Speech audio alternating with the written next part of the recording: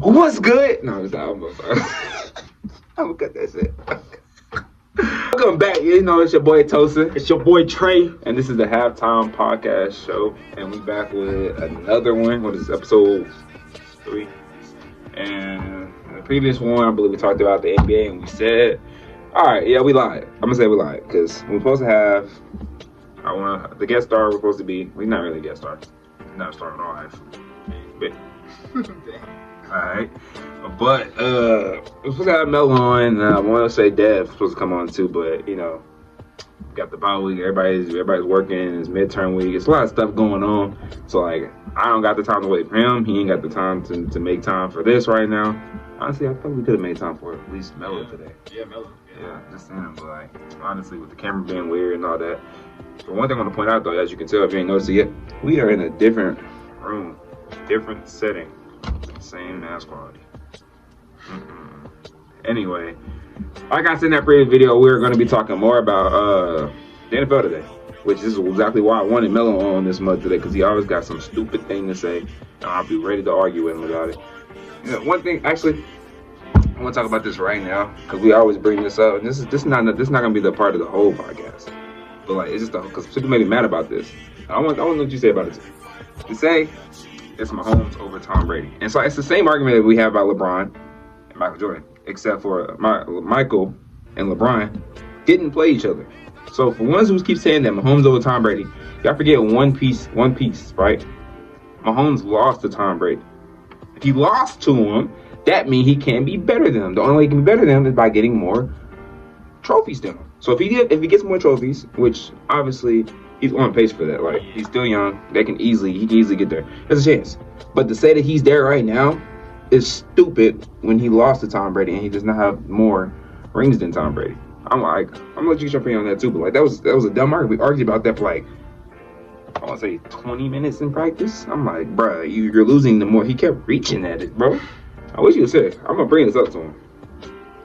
I mean, come on now. We talking about the GOAT, Brady. Come on, man. That New England run, crazy.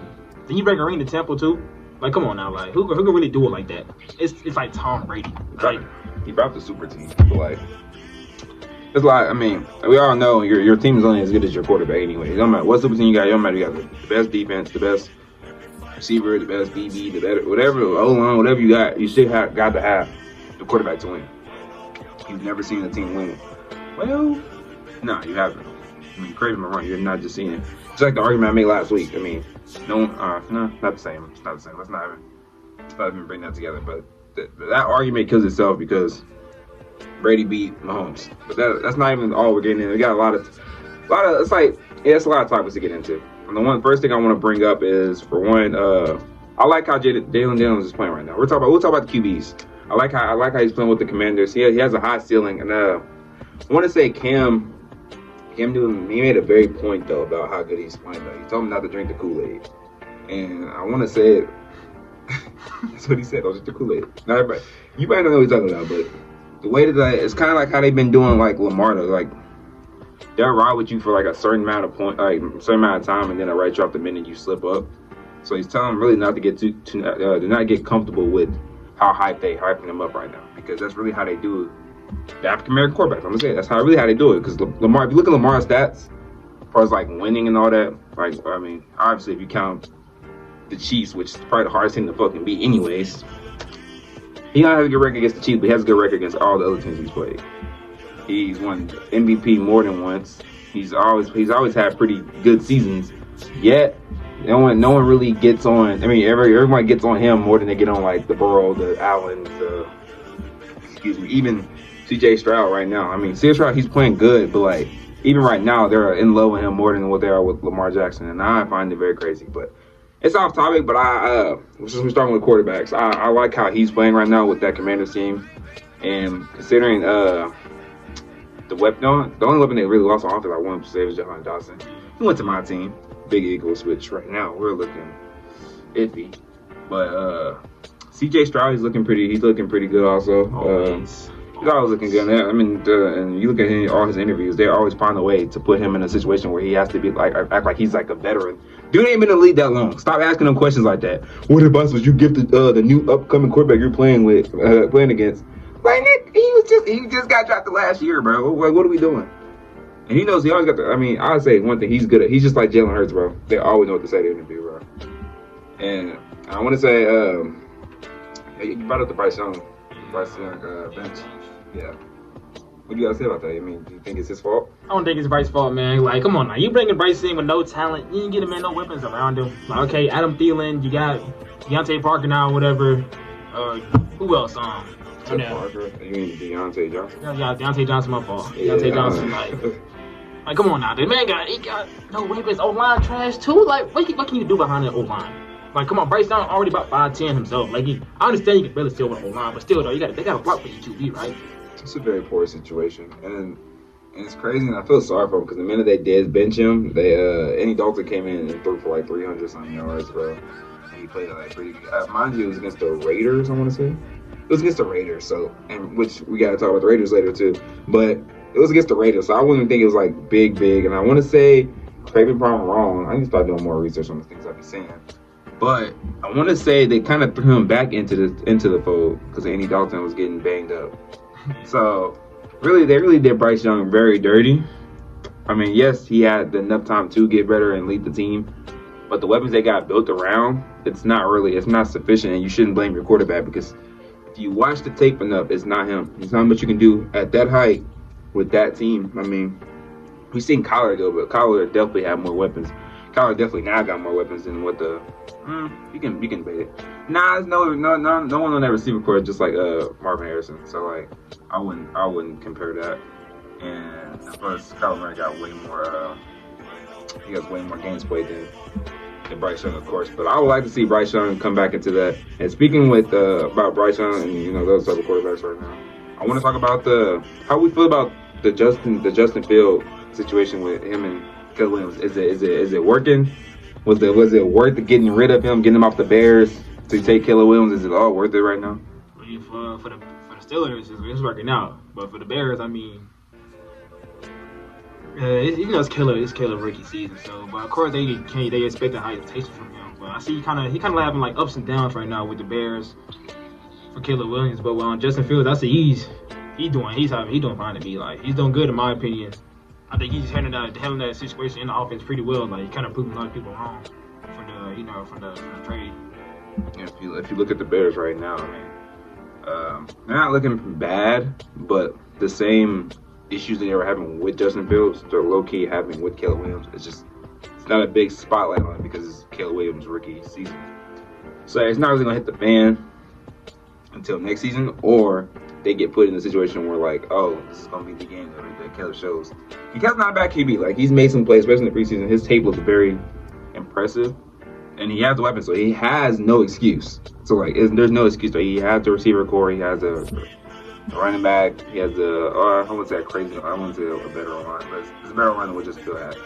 He's in the rookie situation that Justin Field wish he would have came into. So like, or any rookie quarterback would have came into. You flip him and Bryce Young. I mean, yeah, Bryce Young definitely would excel in this Bears setup right now.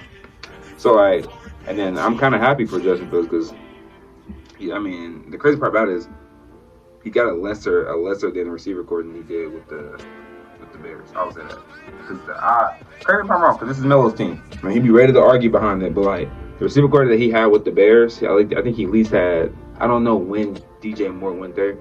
I know he still had Darnell Mooney and I'm forgetting one other receiver. I can't get it out right now. But he had 3 receivers versus now he's really only dealing with 1. If you look at it, this was really only dealing with 1. He has a good running back and Najee Harris. Najee's not crazy talented, but he's talented enough. You know he's doing that in that running back spot. Really though, still have a nice defense too. So like it's all gelling together. I'm very happy for him that he's actually getting the chance to show that he wasn't really the problem. It was the system of it. It was around him, and since we still on quarterbacks, to the Saints start worrying now. I think just the last 2 weeks they've been shaky, and Derek Carr is hitting the fan with him. I mean, he's not looking as good as he was those first. I ain't like because the first two games we thought the Saints were gonna be legit. I'm sorry, they looked perfect. Excuse me, they looked perfect when we watched them play, but after the last game, I mean, it's starting to hit the Derek Carr starting to show his true color. I don't know if you got to watch that. Have you been paying attention to it? I mean, I pay attention to them, but I just been kind of hearing that like the Saints they'll start off like this, and then then they start going downhill. I guess, but what's their card though? I just remember with the Raiders. So that is about it. I like them though. I mean, the Saints. I mean, they got my favorite running back. Alvin Kamara, shout out to him. They're one of my favorite. I like Chris Olave. He's always looked good. Yeah. But the Saints has never really had, ever since the whole Drew Brees loss, they've never ever had I don't think they had a good QB in a while. And it's been they've just been stuck there. But that's really what no. I'm forgetting about Josh Allen. Because Josh Allen, I mean, since losing, and it looks pretty bad, but since losing Stephon Diggs, they've actually looked good. The Buffalo Bills have actually looked good. And they even took a shot at him. Wait, did they lose to the Texans or they beat the Texans? Yeah, they lost to the Texans, and Stephon went in the locker room screaming and stuff, saying, he in the locker room saying like, "You know what that game built to me?" Because like you see the picture when he was like licking at Josh Allen with the side eye. I'm like, yeah, he went with that game with some vengeance, but give me like the Bills did say that he was a problem in that locker room. Like that's what they said themselves that was a diva, which he is, and he was just making I guess like bad locker room vibes. So I mean, like without him, they do look a little better. You need to keep pieces of offense, a playmaker. Speaking of key pieces, that's what we get into. Let's get out of this quarterback because one of my favorite receivers, he's a requested for a trade, Devontae Adams. See, now I've been having a conversation about where I thought he should land, and I believe he should be eyeing the Buffalo Bills because he gets a chance to go in there. For one, he gets to develop the Keon Coleman behind him. He gets to be a one, but he doesn't have to take responsibility of being the only target. That's the biggest piece of it. Being the one receiver, but not being the only target though. Like, I don't know if that makes sense to some of you guys out there, but it's like every situation that Devontae Adams has been in has been fully dependent on him. So if the game's not going well and he's not getting the right touches, the game is going poor. At least in the Bills, when he gets another top tier quarterback, because he was way right at one point. He gets a well put together team for one. It's not like a failing team because we thought they were going to be shaky because they lost Stephon Diggs Gabe Davis. Yeah. They lost him as well. So it was like, wow, what's this going to look like? It's kind of like how the Chargers when they lost Keenan Allen and I keep forgetting I believe it's Mike Williams. Mike Williams, thank you. I'm forgetting all. I'm forgetting the receivers. I'm receiving myself. I'm forgetting all this, but you get the point. It's kind of like that. Like they lost their receivers, and you're like, oh, what's it gonna look like? Who's gonna step up? Who's gonna take over? He began to, and like if he doesn't go there, I would like him to either hit with because they brought up the Commanders too. So the Commanders and him and Terry McLaurin paired up. It reminds me of Mike Evans and Chris Godwin. Obviously, Terry would be Chris Godwin. I like that situation of him going there, and someone brought up the Jets. I don't really like the Jets because will he go there to unite with A-Rod, it feels like a net situation what he did with Derek Carr. Let's go reunite with someone I'm comfortable with playing with. But do we know if A-Rod's going to be in there longevity wise? We know Devontae Adams is trying to get a ring now. It's not really about the money. It's not even about the crazy targets anymore. He just wants the ball in his hand. Shit's not going. Things not going right. He wants the ball in his hand and he's open. Like it's one of those things. But I feel like he's trying to choose to get on a team to win. And someone brought the Chiefs, and I swear if he really goes to the Chiefs, I might throw something. So my picks. This is my picks. I want to say the Bills, the Commanders, or I wouldn't even mind him going to the Saints. But the Saints might be. Why would you go to the Saints though? Back with Derek Carr. But I'm talking. I'm talking about like fit in receiver core. All right, so the feed definitely got cut. But one say I was at. It's really about where he fits in there and the high chances of getting there. That's really what's all about. He's getting old. He's getting tired of being put in this kind of situation where he's starting to decline or his team's not set up properly. And quite frankly, if I was him, that's where I would. Those are my thoughts in that job. The Cowboys are also in the running, but that would have I would look to get mad too because CD is a bigger diva than Stephon Diggs. So like. I don't think it would be a Jerry move to get two receivers like that. I don't think that was I'm pretty sure. For me, I said the Bills. I think the Bills are perfect spot. Bills, they don't really got the receiver one really. They're bringing Devontae Adams in. They're bringing some guys who didn't sleep for a minute. Like what you said, they can just pick guys basically. They just have a better chance, in my opinion, going with that team as far as the Saints. I think they're going downhill. So I just leave them alone. Cowboys, I would never touch anything with the Cowboys because they're already organization is always drama or something going on. It's just the Cowboys. So who knows what they got going on, behind closed doors. Just being with Josh Allen and one of the QBs and young receiver core, I think that'll be a perfect fit for him before trying to compete for a ring. And being with the Jets, Jets they just got potential, but that offense is like bad right now. Even Garrett Wilson himself said sometimes he wouldn't even one of the young guys coming in the same day, it's kind of bad. A-Rod, Devontae got extra shit going together, but I'm gonna go with the team.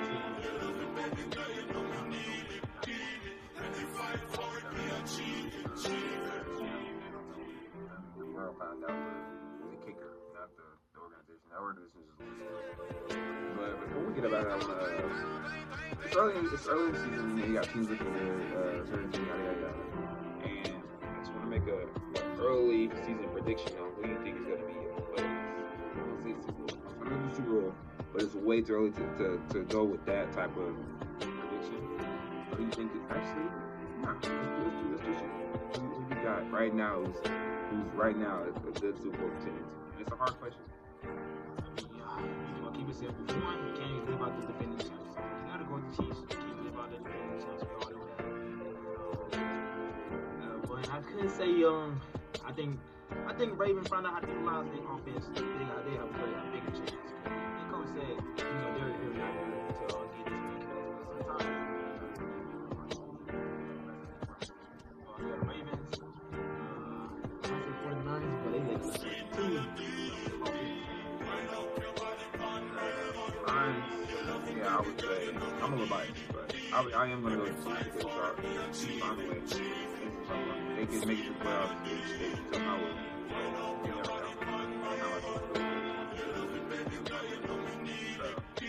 Yeah, I do like the Ravens. The Eagles, because it's my team. I can't leave my own team out. Whenever y'all figure it out, yes. I can't ever leave my own team out. I'm gonna say Detroit wins, but it's a reach. Detroit always plays hard. I said this. They play hard, but it's a matter of if they can make it there. Wild prediction right now, and I don't like it, but I really can see the Bucks making it going all the way. And so it's a hard thing to say right now, but Baker's he's earned my nod. I actually say he's playing up to par. He's playing good. And that team works and gels the right way.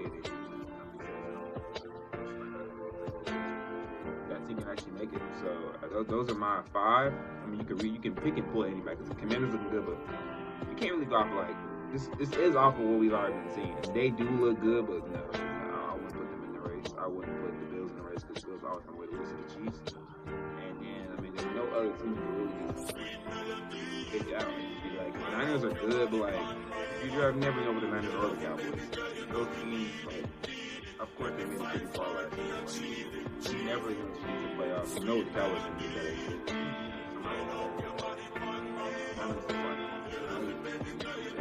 Alright, Green Bay Cowboys and Niners. Those 3 it's all about the dance. The dance to get there. That's really too. So those are all my what was I say? Those are my honorable mentions. Those are honorable mentions. I got my 5 right there. Hopefully, in the next couple games, these are going to switch. I'm going to do this every time we talk about NFL. I'm going to ask about those predictions and see how everyone's feeling about it. But that is it with this episode. I really would have liked for a guest on this, but it might not be just this first one. It might be the last. We might have something better the last episode. The last 4 episodes. Anyways, I'm Tosin. I'm Trey. And this is Halftime Podcast.